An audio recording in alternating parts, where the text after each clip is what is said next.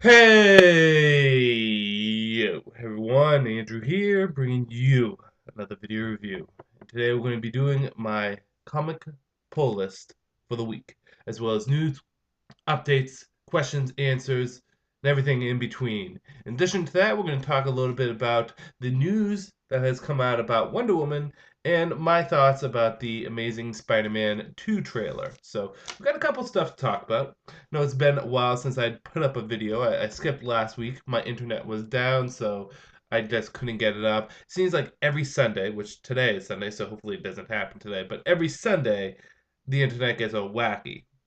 So I'm doing this early. I don't have work today, so I'm going to do this early. Hopefully, have enough time to upload everything and not have to worry about the internet go all screwy on me.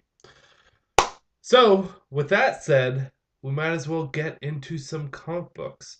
And we might as well start where we always start, with just a little bit of Batman in our life, with Detective Comics issue number 26.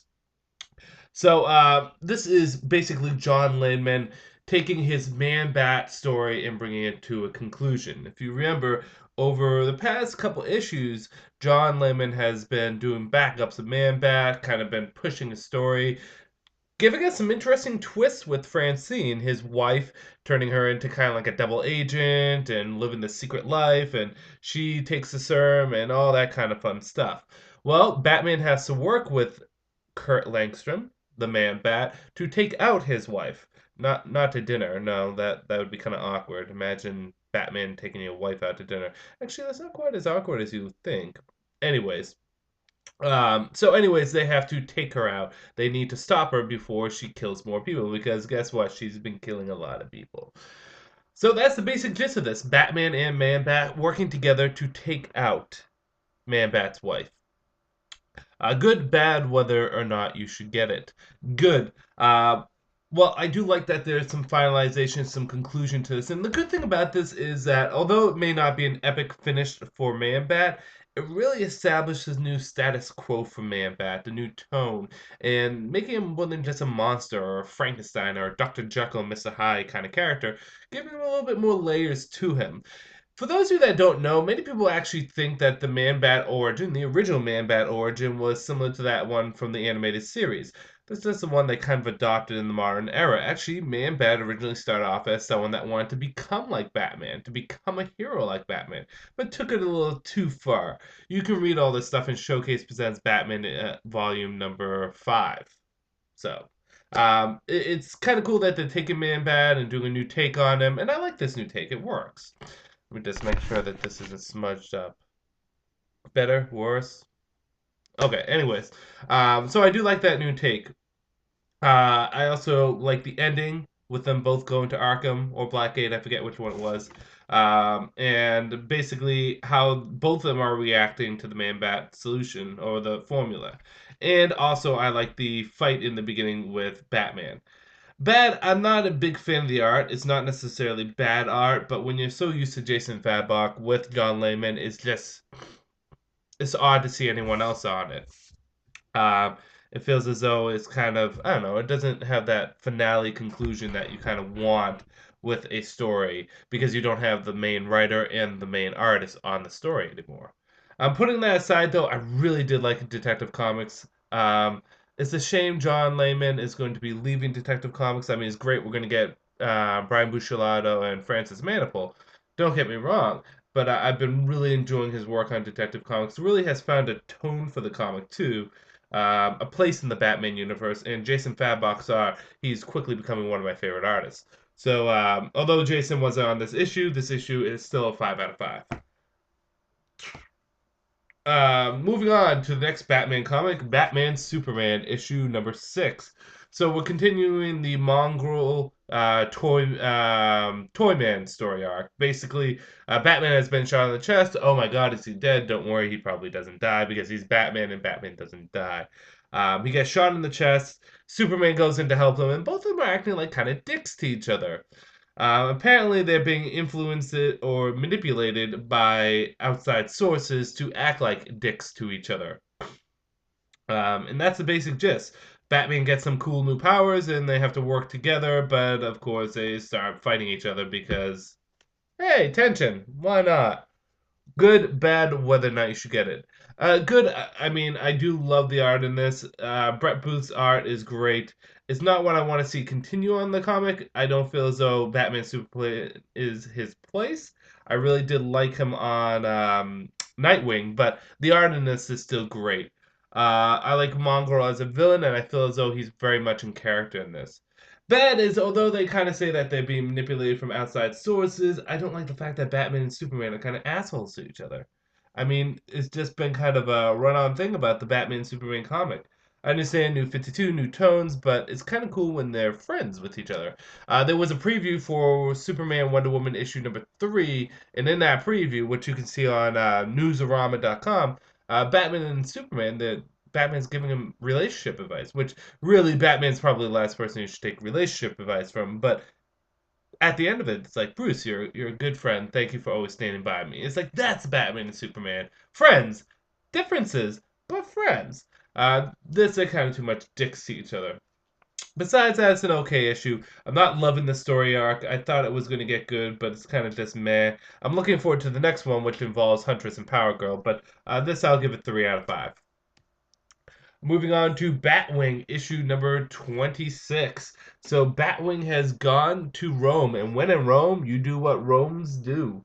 Romans do. Romans. Well, anyways, Batwing has gone into Rome because he needs to uncover a bad guy who's trying to take over the world. He works with one of the Club of Heroes. If you don't remember who the Club of Heroes are, the Club of Heroes are the Batman around the world, basically like the catalyst for Batman Inc. in a way. In a way. And Batwing basically has to go undercover and work with this individual to stop this bad guy. Will Batwing be able to pull it off, or will unfortunately his ego and his American ways get in the way?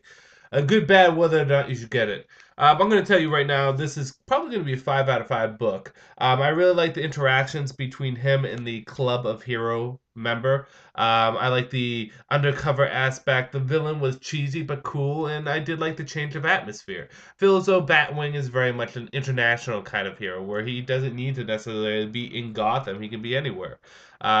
Luke Fox has just been such a delight since he's joined in, and really, there's nothing wrong with this book. It's just so good. Pick it up, 5 out of 5. Batwing.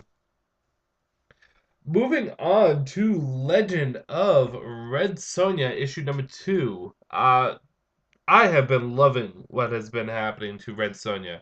And excuse me, my eyes are itchy. These contacts, I don't know why they're giving me such a hard time.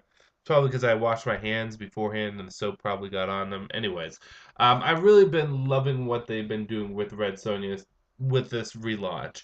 The stories have been good. The character has been great. A little bit more of an alcoholic, but hey, if it gets us good stories, whatever. Legends of Red Sonja is a fun little side story. Basically, it's just Legends of Red Sonja, telling stories of Red Sonja from a third party perspective, whether it be a person that traveled with her, someone that fought her, someone that saved her, was saved by her, so on and so forth. And they're all stunning art. The covers are just awesome. Issue number 1's cover was great. Issue number 2's cover, as you can see here, is great. But Dynamite always pushed out great covers. The basic gist is this 2 stories in there. The first story deals with a traveling companion of Red Sonja, basically telling his story with her and how they were going after the fabled ruby of, I don't know, miscellaneous D&D special artifact here. It's a ruby necklace. The second story deals with a child and her mother is apparently blessed by this goddess to be incredibly beautiful, but too beautiful, and Red Sonja has to protect them. A good, bad, whether or not you should get it. The first story was just so massively well told, and I think it's the better of the 2 stories. No, it's not. I think it's the better of the 2 stories. It is the better of the 2 stories. Apparently, there's 3 stories in here. What? Say what? Did I miss talking about one of them? Uh, no, I don't know why they say there's 3 stories. Anyways, the first story was definitely the best story, which deals with Red Sonja and the traveling companion going after the ruby. Just classic sword and sorcery kind of stuff. The second story wasn't bad, but it didn't grab my attention like the other one. I think it's just because it was a little too much thrown in there for half of a comic. Putting that aside, Legends of Red Sonja is still a great pickup, and it's good jump on point for Red Sonja in that you don't need to know anything about Red Sonja. You don't need to be following the main series. You can just pick this comic up and go. This is a 3.5 out of 5. Phantom Stranger, Forever Evil, Trinity of Sin, issue number, what are we on? 14? Wow, we're on 14. So Phantom Stranger is a little pissed off that this is continuing the Forever Evil Blight story. A little pissed off that him and the other Trinity of Sin had been pulled over by John Constantine. And not everyone takes it so well. Well, yeah, not anyone at all. They all kind of get pretty pissed off. Well, actually, to be fair, Pandora's not really that pissed off. She just kind of goes with the flow, and basically, more or less, is just Phantom Stranger kind of debating whether or not he should help John Constantine out. And while this is going on, Terrence 13 and Jimmy, I think I forget his name, the kid that he saved. They have to deal with Blight because Blight does show up. For those of you that don't know or have not been Chris, that's the kid's name. For those of you that don't know or have not been reading this massive crossover, Blight is basically the avatar incarnation of all the sins and bad deeds that people have accumulated over the years. Yeah, talk about a hard enemy to fight. Good, bad, whether or not you should get it. Good. Again, Phantom Stranger has become such a badass character, and they do not beat around the bush at all. It's been heavily hinted that this is Judas of Assyria from Christian um, religion, but I mean, right here they flat out say it. They go right ahead. They even show Jesus on the cross or a silhouette of it. And the story that the talk that Pandora and Phantom Stranger have is quite cool. And in that talk, Phantom Stranger says, I created the greatest sin of all. And then uh, why did I betray him? Why did I betray the lamb that he calls it? And Pandora says, perhaps the better question is, what did you truly do that was wrong? And Phantom Stranger goes, I just kind of got Jesus crucified. What do you mean, what did I do wrong? And Pandora says, well, if you didn't do that, then the world would be a different place. Would it be a better place? Would it be a worse place? I mean, maybe the sacrifice had to be made, and you were just the catalyst for it. Did you truly do something wrong, or were you just part of a grander scheme? And it actually makes Phantom Stranger think a bit. Oh, in this you also see Blue Lightning and Black Lightning and Blue Devil. I almost said Blue Lightning and Black Devil. No, Black Lightning and Blue Devil kind of working together to face off the threats that have been showing up since Forever Evil. So kind of some good stuff with that. Bad, not all the Trinity is Sin stay in here. One of them does leave, which is disappointing. But I do like the Trinity of Sin. I think they're some of the best new or uh, re-innovated characters from the New 52. Question and Phantom Stranger are not new characters. They have been around for a while. But the new take on them is just great. I like the new Question and I like the new Phantom Stranger. This will get a 4.5 out of 5. The only downside is that one of the Trinity Sin does leave. And I would have liked to see them stay. Moving on to Swamp Thing, issue number 26. Boy, oh boy, Swamp Thing. Alec Holland had been basically kicked out, and the Cedar had taken over. And we get kind of a bit of a backstory of the Cedar and his journey into becoming the Avatar of the Green. He also decides, hey, let's go beat up on Animal Man because he's, the Avatar of the Red. Who comes out on top, Animal Man or the Cedar? And what repercussions will it have? Good, bad, whether or not you should get it. Good. This comic has such life to it. It's almost like a fantasy world kind of thing. It's gorgeous looking. I really do love the art in this, and I really do like the story that's progressing with the Cedar. And I feel as though the decisions he's making are very natural to what the character has been portrayed so far. Hey, I showed off to the Green that I'm a badass and I took out the old Avatar. How would I show off to the Green that I can take out the Avatar of the Red? Heck, let's take out the Avatar of the Rod. Well, why, let's stop there. Let's take out Sarah's Avatar. She's only going to be a 2020 creature based off the life of the player. Never mind, I got into a little Magic the Gathering there. Ooh, a little retro. I used to play Magic hard in high school. I stopped in college.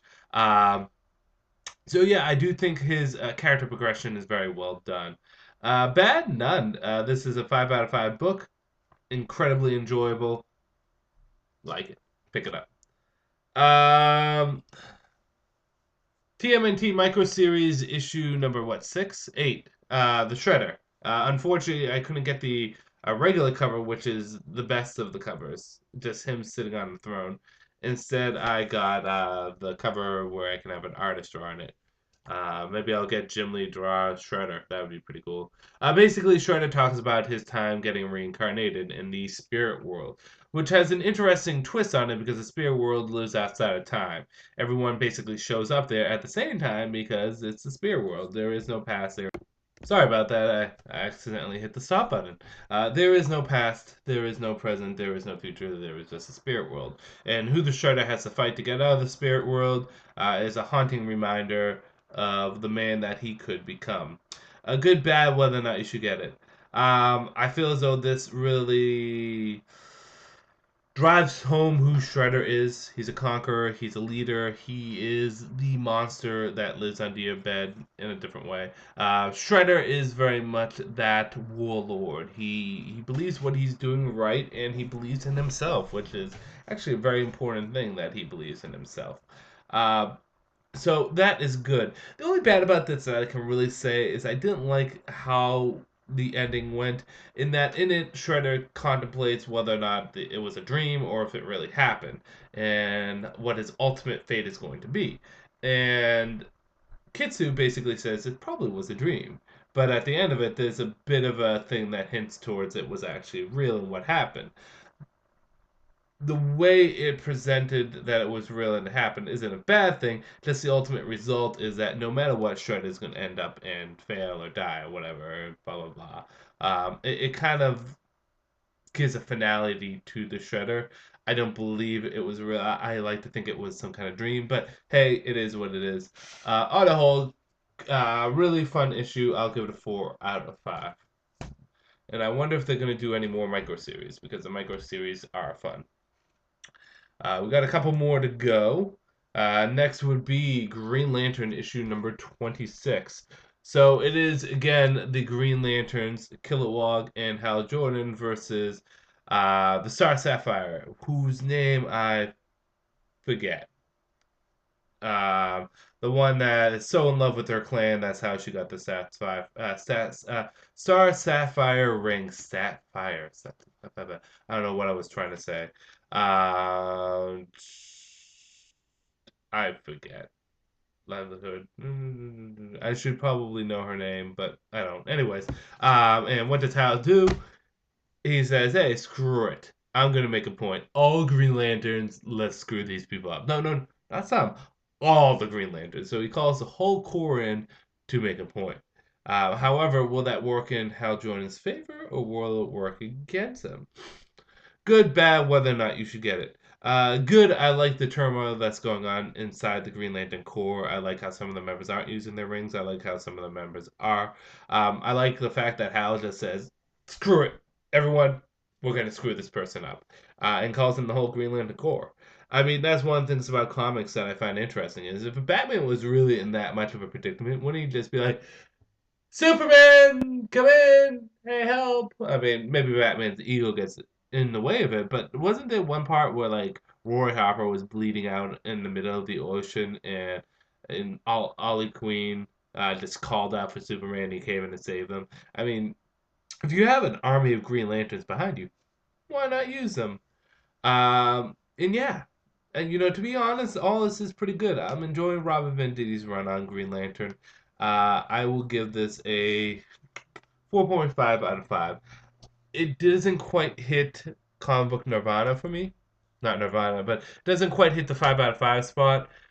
Only because, while it is fun and it is interesting, it doesn't have that wow factor just yet. The previous story arc it did. This one's kind of just them chilling around. So we'll see where it goes from there. G.I. Joe, a Real American Hero. So this cover hints, hey, hey, Snake Eyes and Scarlet, they're here to show up and kick ass and take names, but really they don't do anything in this, and it's just getting me frustrated and pissed off because the story arc isn't bad at all, but really I was hoping for Storm Shadow, not Storm Shadow. Well, I would be hoping for Storm Shadow, but I was hoping for Snake Eyes and uh, Scarlet to get their hands dirty, and in this they don't do anything.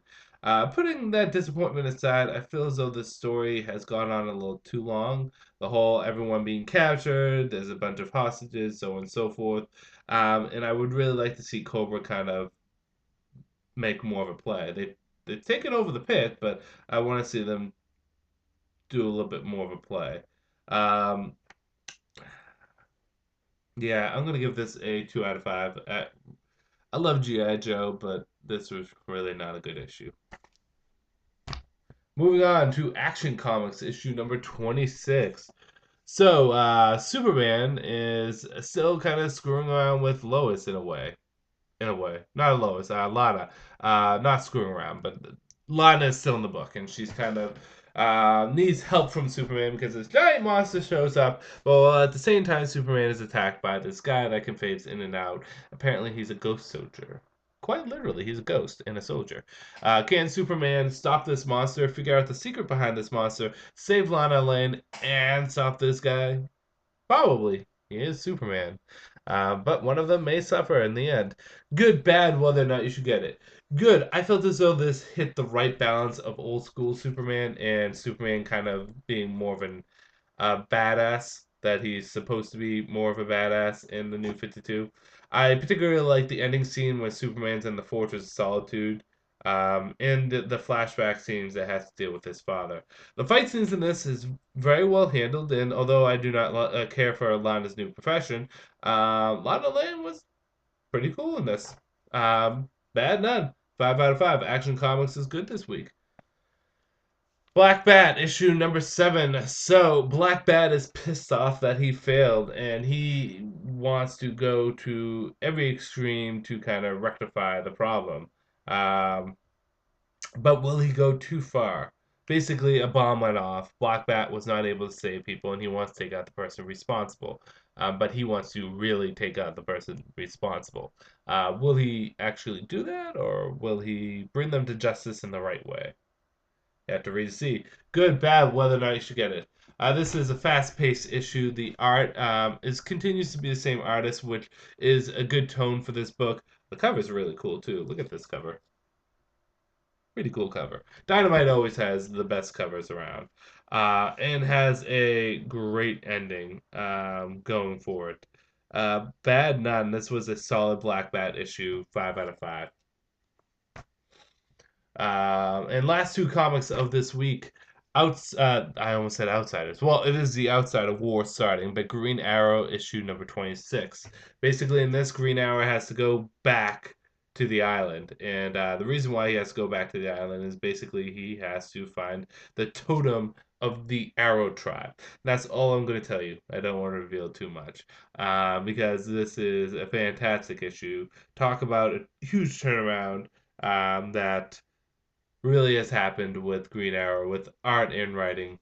Is a 5 out of 5. Just pick it up. Just pick it up. Pick up the past couple issues from issue, I think it's 17, when was it 17 that he jumped on, that Andrea Sorrentino and Jeff Lemire jumped on. I forget. But yeah, pick it up. And last but certainly not least, the comic I was looking forward to the most this week, issue number 18 of Earth 2. So Superman is just kind of going around and screwing with a ton of people. While this is going on, Batman, the new Batman, shows up and wants to release some people from the holding cells. And he wants to release 3, or at least 2. The third one he does something special for. Oh yeah, he does something special for. Um, and that's basically the gist. Red Tornado, or Lois Lane, shows up and tries to stop the new Batman. And while it's going on, it's Flash versus Superman, who will come out on top. Good, bad, whether or not you should get it. Boy, oh boy, isn't this like shit gets real. It's kind of cool to see some of the people come out of the containment chest. It's cool to see who is released, and it's kind of cool what Batman does at the very end to a certain individual. Flash versus Superman is really fun and enjoyable, and I like Lois Lane as Red Tornado. Who is the new Batman? There is a spoiler online that tells you who the new Batman is. I won't tell you how to find that spoiler. I was so curious to figure out who it was when I saw that spoiler. Oh, screw it! I'll tell you how you get it. On one of the websites that solicit the action figures for Earth 2, they revealed who the new Batman was. And it's kind of cool this person's the new Batman, but it's definitely not who I saw coming. So I'm interested to see who they go with it. It's not revealed in this issue, but if you truly want to know, you can go online. A 5 out of 5. Earth 2 is fantastic. Love where it's going. What the hell? Why isn't people picking this up? And on to my picks of the week. The comics I enjoyed the most, and it's going to be tough. It's going to be tough. But I'm going to go, no. You were good, but I think you were better. There we go. Coming in at number 3 on the picks of the week would have to go to Swamp Thing, issue number 26. Like I said, I like the new direction that Swamp Thing's going. I like how it's a little bit more of the magical side of things, how it's dealing with nature. And, well, I mean, I always dealt with nature, but it's good to be outside of the rot. And I really do like how it gives a backstory for the Cedar. So that's number 3. Number 2 goes to Action Comics number 26. Like I said, this was a solid issue for Superman, and you don't think it would be a solid issue, but it does a good job at handling Superman in the New 52. And last but not least would go the Andrew pick of the week would go to Earth 2 for all the reasons that I just said. It's I'm interested to see where some of the other characters are. We haven't seen Green Lantern for a while. We haven't seen Hawkgirl for a while, but hey, yeah, but still awesome. So that's kind of cool. I didn't notice that in the background. Sorry, I'm just noticing all the dead bodies on there. You got Man of Steel, you got Hawkgirl's wing, you have all the helmets on the bottom. It's kind of cool. Anyways, anyways, anyways. Few things. First and foremost is I'm not doing a battle royale for this week just because I didn't think of it.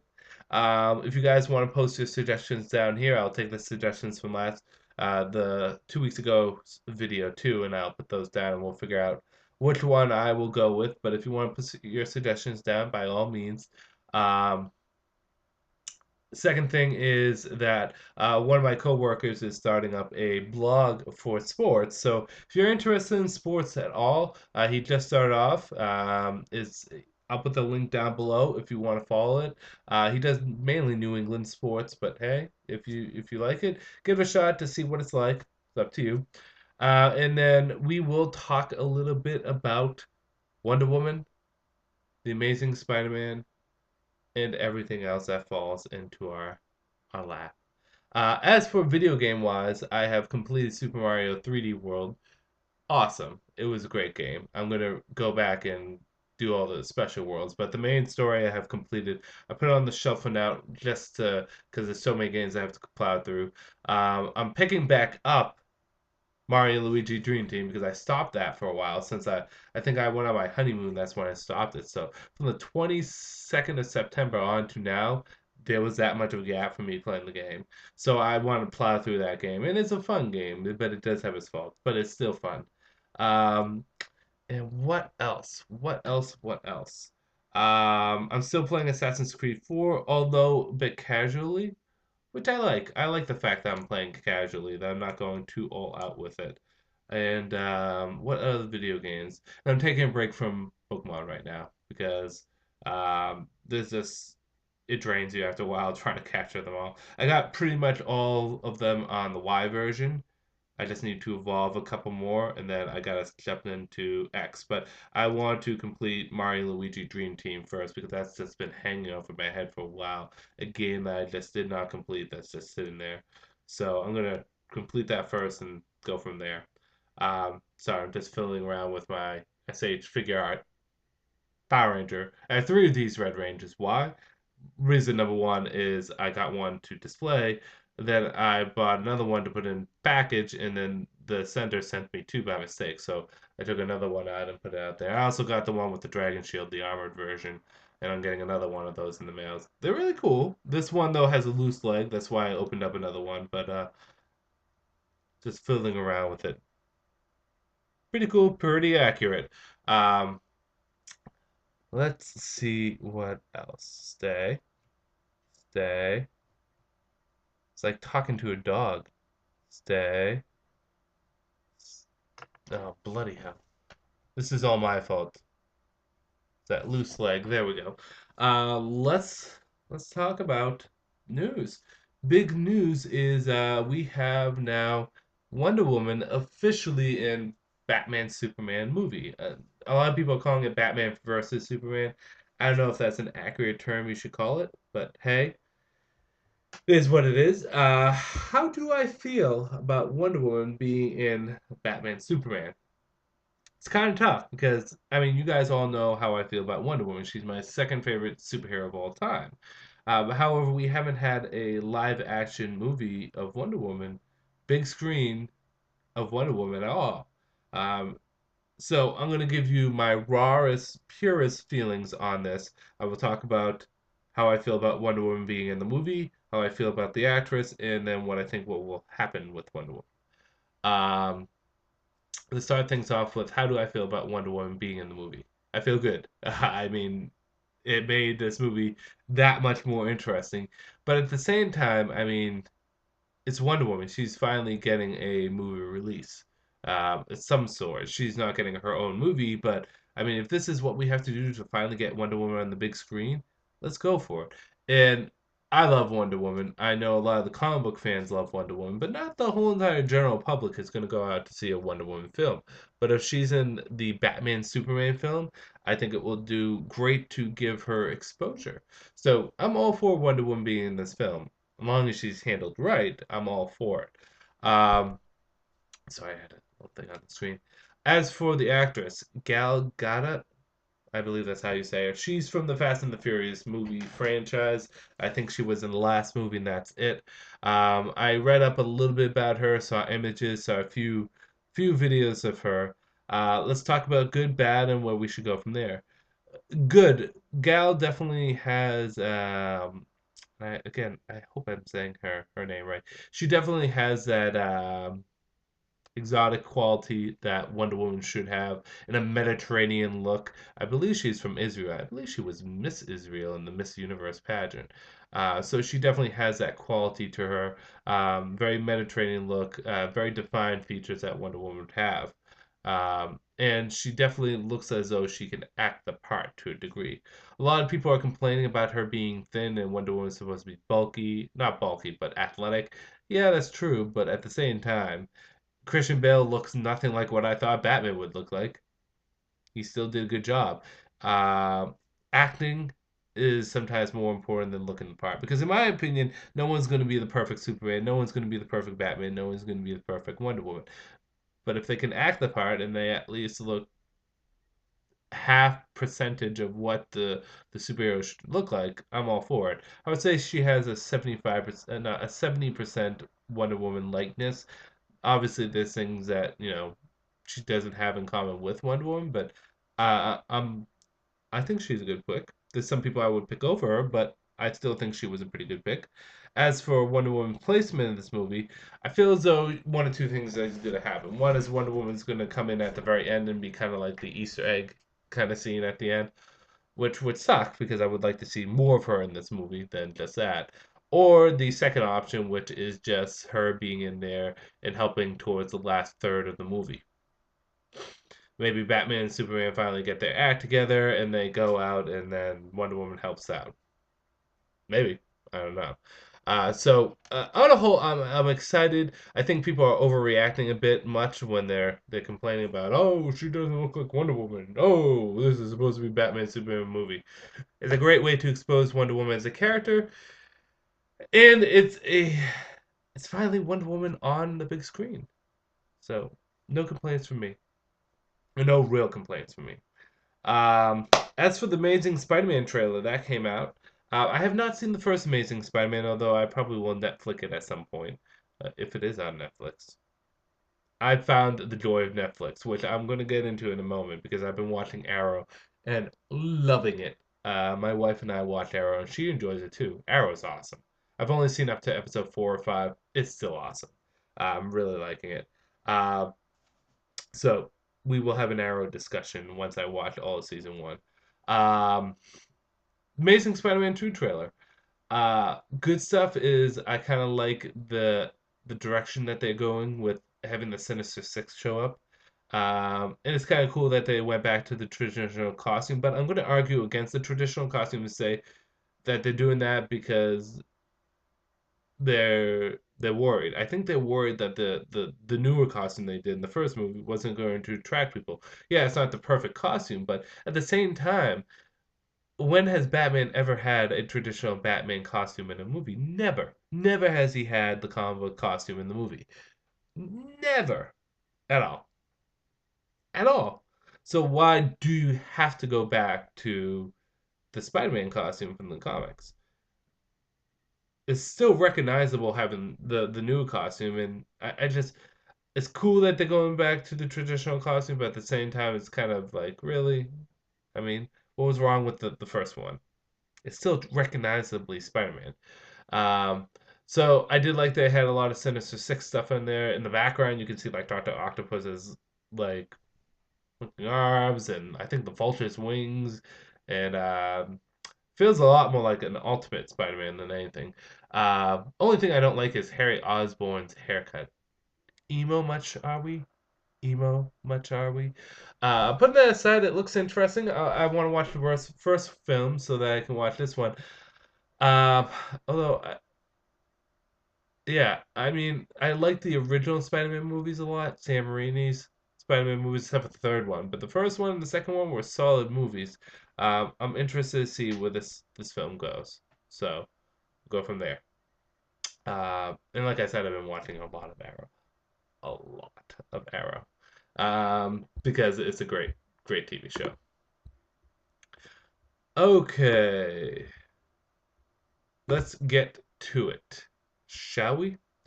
Questions and answers. This is where you guys have the opportunity to ask me questions, and I give you guys the best answers I can. I take the questions from the previous video that I put up, and I do it right here.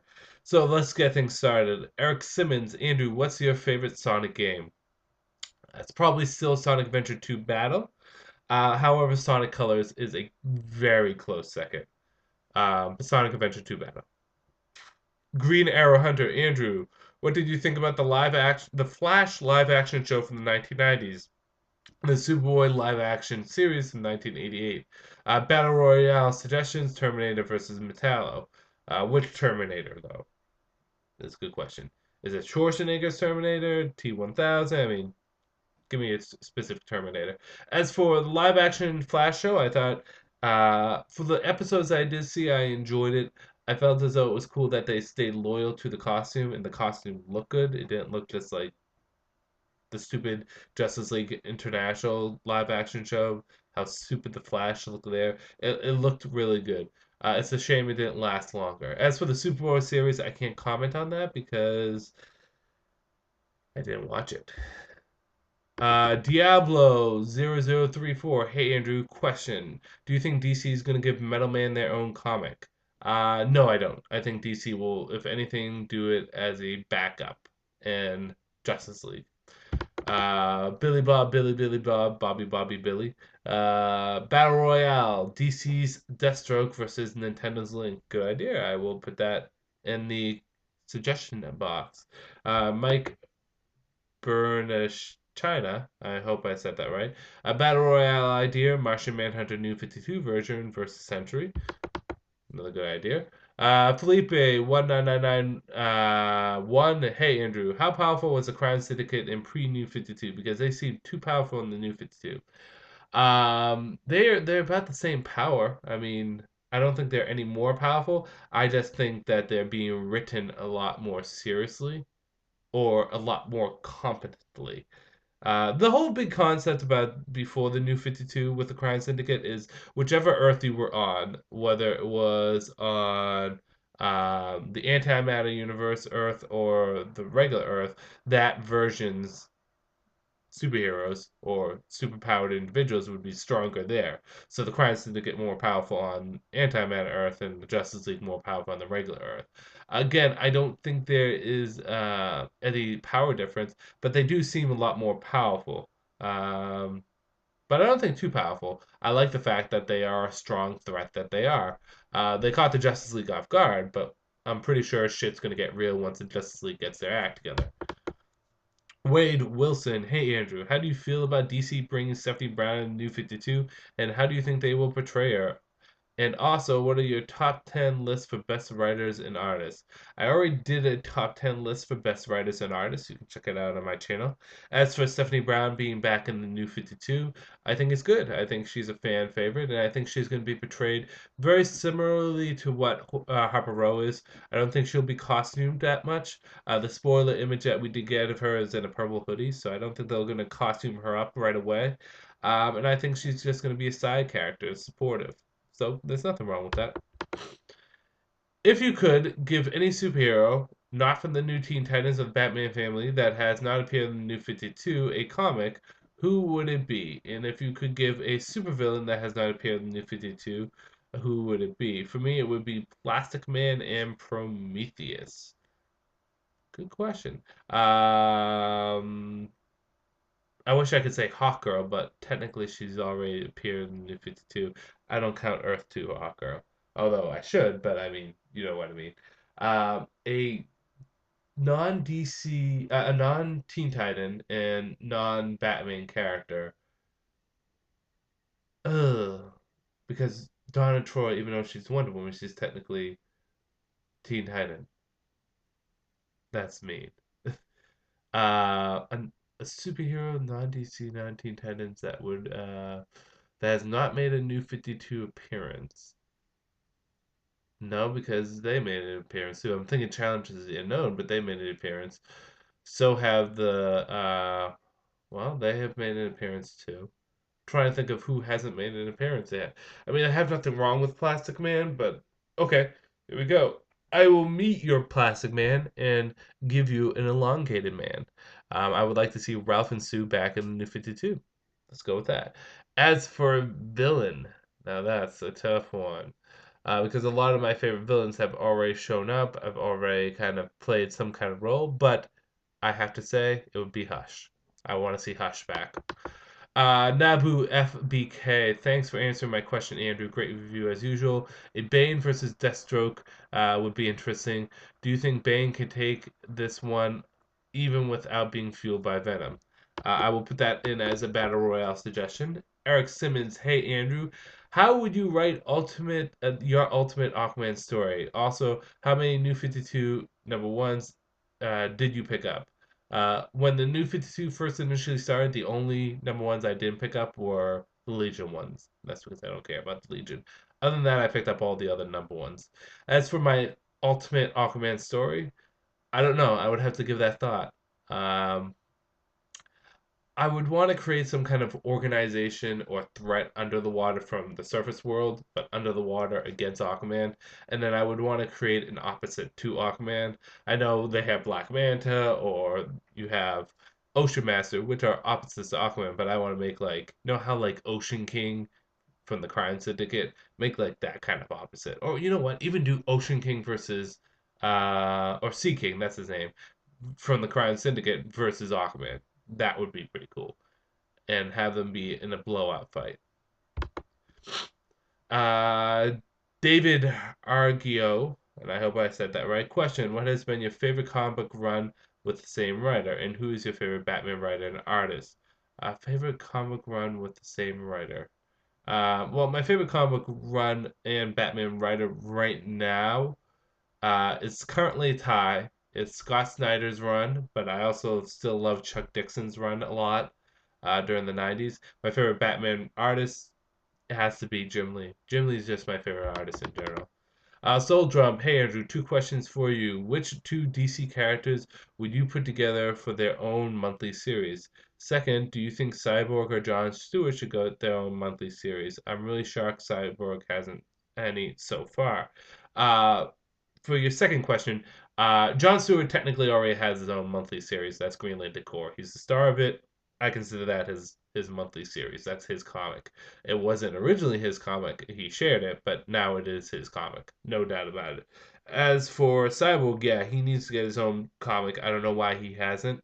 Um, I don't know if DC thinks he's strong enough or not. I think he's a strong enough character. He's one of my top 10 favorite superheroes, so I think he should get his own comic. If you see my wall back here, I have all my Justice League comics framed. I'm missing a Cyborg one for the original 7. As for what two DC characters I would put together and make their own monthly series, easy. Blue Beetle, Jaime Reyes, and Booster Gold. Let's bring Blue and Gold back. It may not be Ted Kord, but hey, let's go for it. Nick Lenz, hey Andrew, two questions for you. What if Harper Row and Carrie Kelly, not Kelly Kelly, not the wrestler, Carrie Kelly met, and would they team up for some adventure? What if Harper Row and Carrie Kelly met, and would they team up for some adventure? Yeah, they probably would team up for a adventure. Second, what would you think Batman forming a team of superheroes and supervillains into a big rebel group called the Justice League International Mark II, where it has Lex Luthor's current group of villains and heroes who escape the crime syndicate? One other thing, if you need any more advice on the Marvel Universe, just ask me anytime. Well, thank you for that. I will be sure to ask you if I have any questions because I'm still learning the Marvel Universe. As for that Rebel group, it might work during the Forever Evil arc, which they kind of already doing that. But outside of Forever Evil, I think we have enough Justice Leagues. That's just me personally. Um, and plus, Batman, he should only be on one Justice League, and that's a regular one. Michael Kent, hey, and I was always against him being on the original Justice League International. It should have been Martian Manhunter instead. But Michael Kent, hey, Andrew, what is your favorite comic book author artist you've ever met? And which ones are you looking forward to meet? As always, greetings from Germany, your friend. Artists, writers, I'll tell you, of the people that I've met that I have had good experiences with were Frank Whiteley was super nice.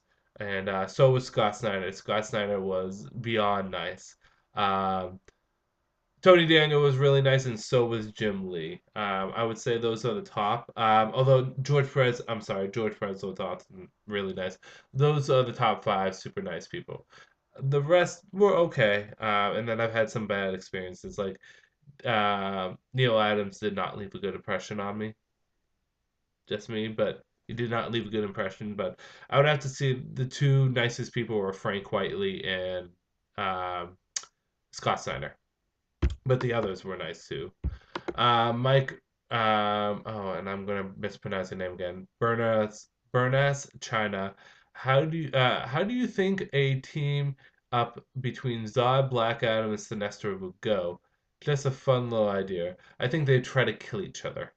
I don't think they would get along at all. Not one bit. I think they would absolutely tear each other apart.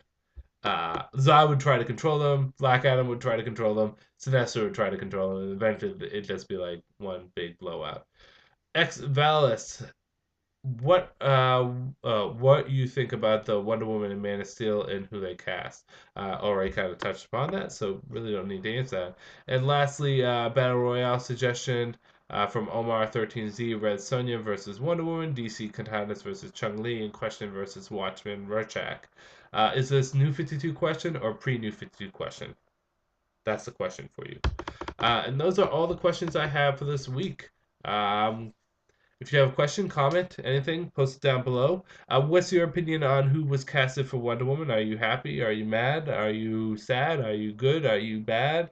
And also, what's your thoughts on the new Amazing Spider-Man 2 trailer? Did you like it like I did, or did you just kind of say, whatever? Please post it down below. And like I said, I'll post the information for my coworker friends blog site if you want to check out anything that has to do with sports.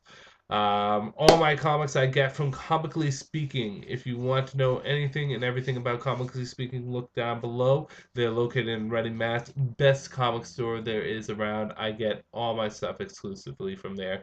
Because where else would I go? I get it all from there. I don't need to go somewhere else. So check out their site down below. With that said, I'm going to end this video here. This is Andrew saying peace out for now.